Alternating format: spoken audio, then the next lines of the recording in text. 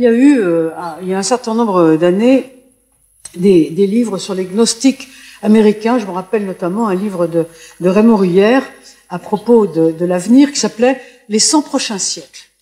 Et dans son introduction, ce livre, il y en a eu d'autres, mais Raymond Ruyère disait la chose suivante. Écoutez, c'est très très difficile de prévoir l'avenir dans les années qui viennent et dans les dizaines d'années qui viennent et dans les 2 siècles prochains, mais c'est extrêmement facile de prévoir l'avenir dans les 100 prochains siècles. Parce que, au fond, il y a un certain nombre de facteurs qui font qu'on est sûr d'un certain nombre de choses. Et finalement, les gnostiques américains dont il parlait disaient c'est à la merci de moindres étudiants d'économie politique que de prévoir l'avenir des 100 prochains siècles. Parce que, par exemple, on sait très bien que dans les 100 prochains siècles, il n'y aura plus d'individus à peau blanche, comme nous le sommes ici dans cette pièce, la majorité d'entre nous. Il n'y aura plus que des gens qui seront métis, par exemple. Hein, il donnait cet exemple-là. Mais c'est pas de ça que je veux parler. Il en tirait la description de ce qu'il appelait des peuples longs vivants.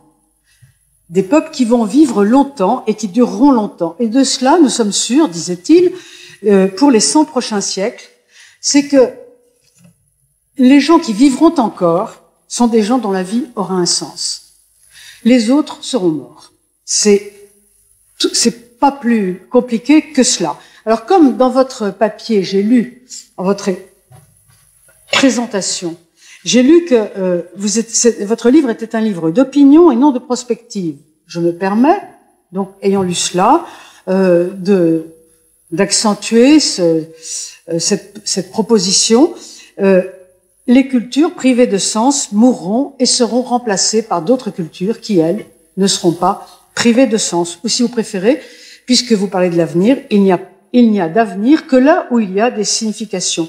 Je reprends, si je reprends le poème de Heidegger que nous connaissons, et qui se termine par « marcher vers une étoile, rien d'autre », eh bien, les peuples survivants seront ceux qui marchent vers une étoile.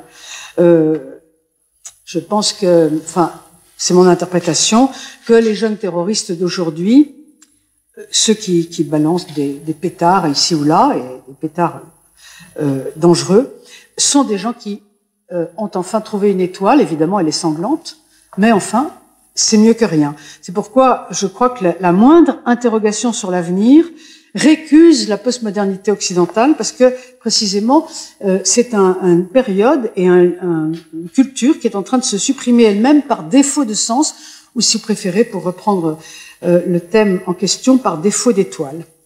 Voilà, je voulais simplement commencer comme ça, en vous disant que la question de l'avenir, c'est la question de la signification.